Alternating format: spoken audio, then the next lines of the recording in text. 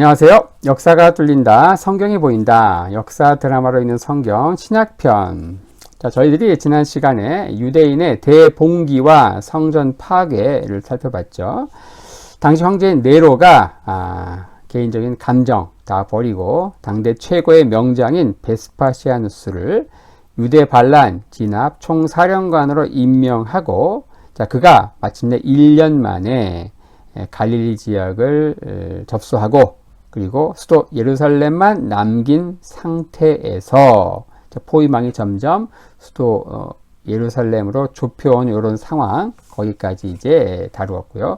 오늘은 그 후속편입니다. 자, 베스파시아누스가 유대 반란군 진압에 투입된 지도 어느덧 1년의 시간이 지났습니다. 자, 이런 상황 가운데 제국의 수도인 로마에서 엄청난 경천통지할 변고가 일어납니다. 그것은 바로 황제 로마의 네로에 맞서서 반란이 일어난 거예요. 잘 아는 여러분들이 잘 아시는 대로 이 네로의 폭정, 이 폭정에 맞서서 우리 연산군 맞서가지고 뭐 중종 반정 뭐 일어나고 하듯이 바로 네로에 맞선 반란이 일어난다. 그러면서 원로원은 네로를 국가의 적으로 선언하고, 그리고 네로 황제를 지켜줘야 될 근위대마저 뿔뿔이 흩어지자 홀로 남은 네로는 어떻게 하는가? 자살로 비참한 삶을 마감하게 됩니다. 그때가 바로 주 68년 6월 9일이었죠. 자, 베스파시아누스는 이제 예루살렘을 포위한 상황에서 전쟁을 멈추고 새로운 황제의 명을 기다리고 있었습니다. 하지만 수도 로마는 극도의 혼미 상태로 치닫게 됩니다. 갈바 오토 비텔리우스라고 하는 군인들이 자칭 황제가 되지만 이들은 몇 달의 짧은 통치를 마치고 전부 암살됩니다. 자, 이런 상황을 보면서 유대 반란군은 환호성을 지르죠. 로마 제국은 곧 붕괴될 것처럼 보였고, 또 독립 왕조를 세울 기대로 이들은 가슴이 북받쳤겠죠. 자, 마카비 혁명 당시에도 이 셀루코스 왕국 내에 그 혼란을 틈타서 이 반란이 성공을 하고 결국 마카비 왕조로 불리는 독립 왕조가 탄생하게 되거든요.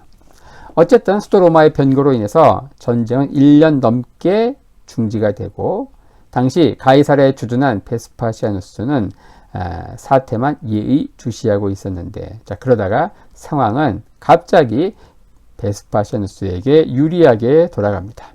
자, 네로가 자살한 지 1년이 약간 넘은 주후 69년 7월 1일 이집트의 총독인 알렉산더가 우리 과거 이제 유대 땅의 총독으로 있었죠. 이 알렉산드리아에 있는 디아스포라 유대인 가운데 최고의 부자, 지금으로 얘기하면 빌 게이츠, 뭐 일론 머스크에 해당하는 이제 엄청난 부자였죠. 그가 이제 예루살렘 유대 지역의 총독을 마친 이후 이 시기에는 이집트의 총독으로 있었는데, 이 알렉산더 총독이 베스파시아누스를 황제로 선포합니다. 그리고 뒤이어 가이사랴 안디옥에 있던 당시 베스파시아누스 휘하의 로마 군들이 그 뒤를 잇고 7월 말에는 동방에 속한 모든 군단이 베스파시아누스에게 황제로서 충성 맹세를 하죠. 자, 마침내 그는 황제 자리를 굳히기 위해서 유대 전쟁을 제기합니다. 알렉산드리아에 있던 베스파시아누스는 예루살렘 함락을 아들 티투스에게 맡기고, 기존의 3개 군단 이외에도 12군단이라고 하는 하나의 군단, 최정예 군을 더 추가해서 4개의 군단, 작은 도시 예루살렘을 함락하기 위해서 무려 4개의 군단이 투입되는 엄청난 일이 벌어집니다. 자, 로마군의 파상적인 공격 앞에 마침내 주후 70년 봄, 베스파시아누스는 로마에서 황제로 등극하고 그의 여름 티투스는 아버지가 맡긴 특명을 완수합니다. 예루살렘은 함락되고 성전은 파괴되고 남은 열심당 1000명에 가까운 패잔병들이 마사다 사해에는 요새, 천의 요새 마사다에서 무려 3년간 버티지만 이들도 결국 포위 공격 끝에 함락당하고 말죠. 이렇게 하면서 성전 파괴, 유대 국가의 멸망은 끝이 나지만 그 이후에 또 에필로그 스토리가 있습니다. 우리가 구체하게 에필로그 스토리가 필요한 이유는 그 이후에 펼쳐진 역사적 배경이 신약성경의 마지막 부분의 서신, 요한 서신과 요한계시록의 시대적 배경이 되기 때문이죠. 특히 이 베스파시아누스의 아들인 도미티아누스 황제의 박해 때를 배경으로 특히 요한계시록이 쓰여지기 때문이죠. 주 68년 네로 황제의 죽음은 한 왕조의 종말을 이제 고하게 됩니다. 율리우스 클라우디우스 왕조였죠. 그리고 주후 69년에는 4명의 황제가 등장한 해였고요. 갈바, 오토, 비텔리우스, 그리고 베스파시아누스까지 포함해서 4명의 황제가 등장하고, 그리고 베스파시아누스가 등장하면서 플라비우스 왕조라고 하는 새로운 왕조가 개막을 하게 된다. 이 플라비우스 왕조는 베스파시아누스, 그리고 그의 아들, 그 유명한 티투스, 여러분들 디도라고 이제 알려져 있는 티투스, 그리고 그가 일찍 요절하기 때문에 그의 동생인 도미티아누스까지 이어지는 2세대에 걸친 3명의 황제가 등장을 하게 된다. 이 각각의 황제의 면모를 좀 간략히 살펴볼 텐데, 이 베스파시아누스는 네로의 죽음 이후 로마 제국을 뿌리째 흔든 내란을 평정시킨 위대한 업적으로 인해서 우주의 보존자라는 어마무시한 칭송을 받게 됩니다. 그는 평민 출신의 황제였고요. 지극히 검소한 생활로 유명합니다. 당시 선정을 베푼 황제는 죽으면 신으로 숭배되었는데, 이 황제 숭배와 관련된 재미난 일화가 있습니다. 그는 평소 이 황제를 신으로 숭배한 이런 것들을 경멸하고 있었는데, 자, 죽을 때가 이제 다가오자 이런 농담을 했다고 하네요. 내가 점점 신이 되어가고 있는 것 같소. 자, 선정을 베푼 황제가 죽으면 신으로 선포되었기 때문에 이 말은 자신이 곧 죽을 것 같다는 풍자적인 말이었죠.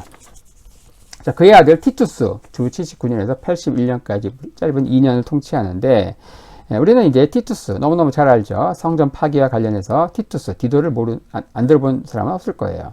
자, 주 71년, 그는 이제 예루살렘을 함락하고, 성전을 파괴하고, 성전에서 가져온 각종 전리품을 가지고, 특히 이제 메노라라고 불리는 성전 촛대, 이런 것들도 가지고 와서 로마에서 개선식을 합니다. 여러분들 로마에 가시면은 이 티투스 개선문이 있고 거기에 조각으로 새겨진 당시 이제 이 메노라를 비롯한 이 성전 촛대를 가져오는 이런 것들이 이제 조각으로 남아 있습니다.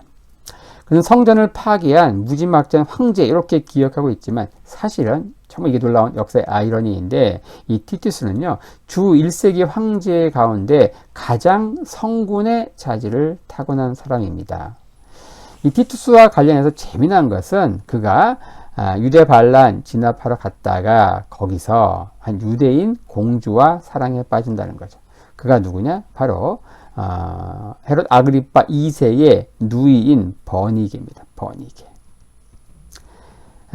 이 버니게 누구요? 헤롯 아그리파 1세, 사도행전 12장, 충이 먹어서 죽은 그 헤롯 아그리파 1세의 딸인 거죠. 이 버니게는 자기 동생인 당시 왕이었던 아그리파 2세와 동거하고 있었는데 완전히 콩가루 집안입니다. 헤롯 집안은.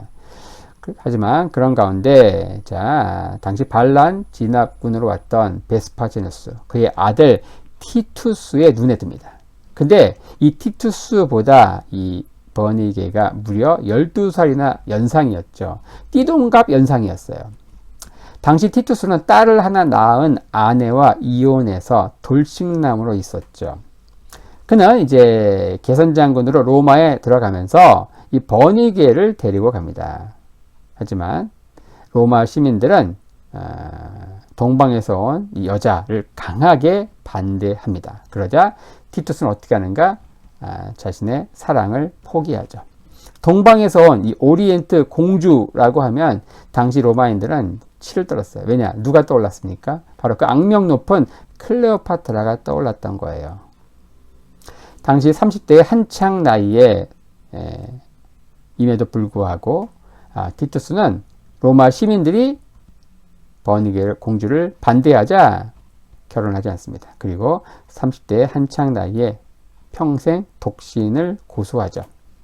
자, 그는 남들 위에 서는 사람은 밑에 있는 사람보다 자유가 제한된다. 우리는 위에 올라가고 권력을 갖게 되면은 더 많은 자유를 누린다고 생각하지만, 율리우스 카이사르, 줄리우스 시저는 유명한 명언을 남겼죠. 남들 위에 서 있는 사람은 밑에 있는 사람보다 자유가 제한된다는 말을 실천에 옮긴 황제이기도 했죠. 자, 이로 인해 그는 인류의 애인으로 칭송받는데, 안타까운 것은 그가 2년의 짧은 통치를 끝으로 과로사로 죽게 된다는 겁니다. 정말 운이 없게도 그의 짧은 통치 기간 동안에 재난이 거듭해서 일어나고 이걸 해결하느라 그는 동분서주하게 됩니다. 첫 번째 재난은 주 79년에 찾아온 베수비오 화산 폭발입니다. 이 폭발은 바로 폼페이시를 통째로 삼켜버린 것으로도 유명하죠. 두 번째 재난은 2년 후인 주 81년 로마를 덮친 엄청난 전염병이었어요. 지금 뭐 코로나 바이러스로 전 세계를 강타하고 있는데 뭐 그런 것처럼 수도 로마를 이 전염병이 강타하게 됩니다. 그는 황제로서 이런 복구 작업에 직접 솔선수범하다가 쌓인 엄청난 피로를 풀기 위해서 온천 요양을 떠나지만 온천에 도착한 지 얼마 되지도 않아 죽게 되죠. 41세도 채우지 못한 정말 안타까운 죽음이었습니다.